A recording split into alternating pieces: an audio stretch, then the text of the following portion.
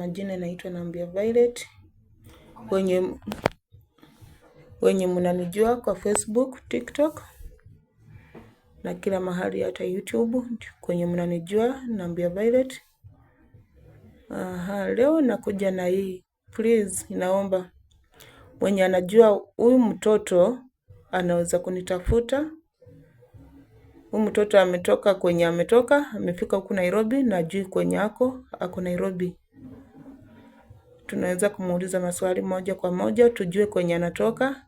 Alikuwa ananiambia alikuwa amekuja kazi na akapotea paka akanifikia kwenye nafanyia kazi nikampata.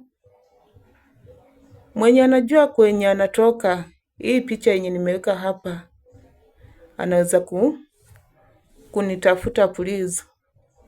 Hebu tuulize maswali moja kwa moja. Kwa majina unaitwa nani? Kwa majina naitwa Naomi Naliaka. Sauti.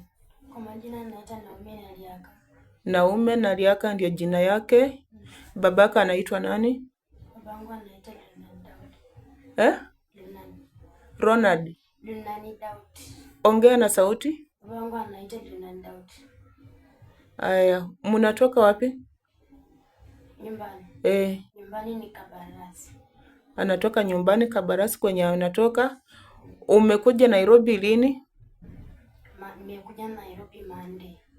Ama ukitoka nyumbani ulikuja aje ndio kafika huku Nairobi?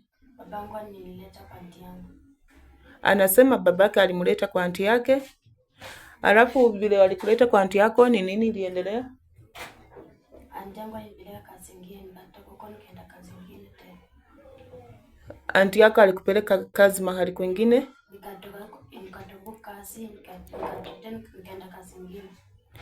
Sasa jana walikuwa wamemtuma kwa duka kununua mafuta ya kupika.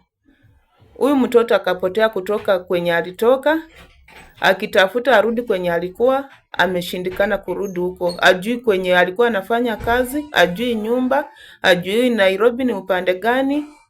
Kama baba ya huyu mtoto anaweza kupatikana, ama mtu yoyote mwenye anaweza kumjua, aweze kukuja huku Nairobi Pangani. Ndio kwenye mimi napatikana, ndio kwenye niko naye. Ndio kwenye napatikana, unaweza kukuja ukampata. Ninaenda kuweka hapa namba yangu, unaweza kuiona. Mwenye anamjua anipigie akuje amchukue. Ama wewe ni mzazi wake, ama wewe ni relative yake. Ananiambia alikuwa ametumwa na mtu mwenye alikuwa amemwajiri, na hata huyo mtu amjui jina, ajui kwenye alikuwa anakaa. Ametembea paka amefika huku Pangani. Please, mwenye anamjua aweze kunifikia. Ninaenda kuweka hapa namba yangu mnikoo.